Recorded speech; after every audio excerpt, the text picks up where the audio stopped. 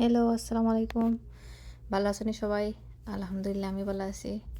সপ্তাহটা যে কত দ্রুত যায়। আজকে আবার বিজি সোমবার আইলো। এখানে ডাক্তার আছিল বাইসিলিয়া নামের জায়গায়, একটু দূরে আর কি, শহর থেকে বাইরে। রেগুলার চেক আপে লাগি তারা ডাকছে, গেছিলাম ওইখানে। যাওয়ার সময় তো হাইওয়ে রাস্তা, আমার তো জান যায় হাইওয়েতে উঠলে। তো সেদিন বাবা আমার হইতেছে, তুমি ভিডিও করো, তুমি এদিকে চাইও না, তুমি তোমার ভিডিও করো, গান শোনো।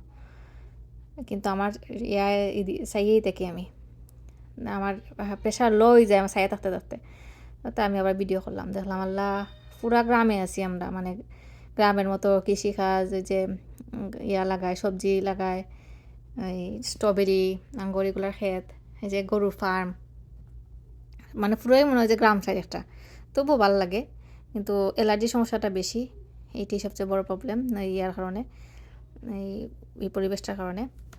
আর সময় হাই রাস্তা দিয়ে আমার কেমন যে লাগে, আমার বুকটা কাঁপে শুধু। তারপরে ভিডিও বানাইছি, না হয়তো আমার অ্যাটেনশন ওই দিকে থাকে, আর আমার এদিকে তাহলে রিদাম বাবা নার্ভাস হয়ে যায় যে আমি হলাম। পরে আবার সময় আবার আইলাম বাসায়, আর ইথানের স্কুলে দিয়ে এলাম, ইথান আমার খান্নাটি শুরু করছি স্কুলে যাওয়ার লাগে।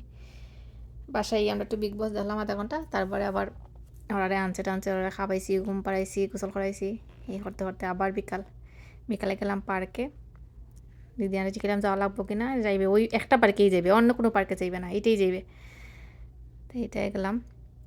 আর আমি না বইয়ে বই খালি আমরা দেশের কথা চিন্তা করি, বাংলাদেশে যদি এরকম রাস্তা হইতো, বাংলাদেশে যদি এরকম পার্ক থাকতো, মানুষের কত সুবিধা হইতো।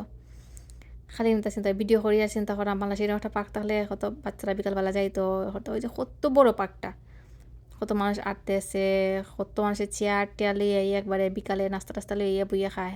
আজকে অবশ্য মানুষ কম আসছিল, কিন্তু অন্যদিন সব মানুষের বড়া থাকে। আচ্ছা, সবাই জানাইবা ভিডিওটা কি লইছে, বালাতে বা সবাই। আল্লাহ হাফেজ, আসসালামু আলাইকুম।